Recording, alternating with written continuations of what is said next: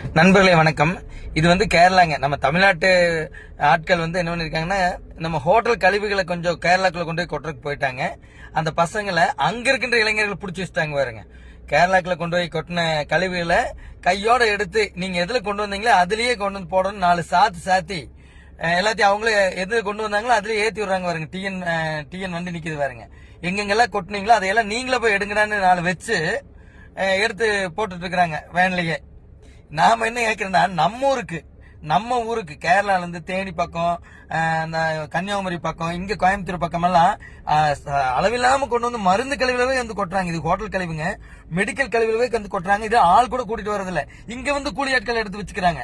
அதே மாதிரி தோட்டத்தை வாடகை கூட்டுறாங்க. என்னோட இடத்துல நீ கொட்டுன்னு என்னன்னு யோசிச்சு பாருங்க.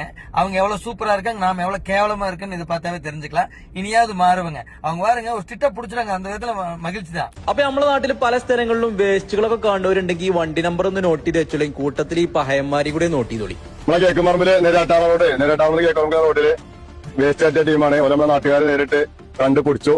ഓലപ്പോ ഇട്ട വേസ്റ്റ് ഓല കൊണ്ടുവന്ന് തിരിച്ചെടുപ്പിച്ചിട്ടാണ്.